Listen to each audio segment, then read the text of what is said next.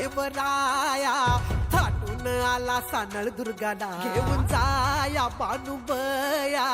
ऐटीत बांधला सामुंडा बळ्या मंडप भारी इंद्रधनुचा भुईला स्पर्श झाला देवगणांचा येटातून थटून बसली बघा ही वराया खंडेराया बानुबया बानुबया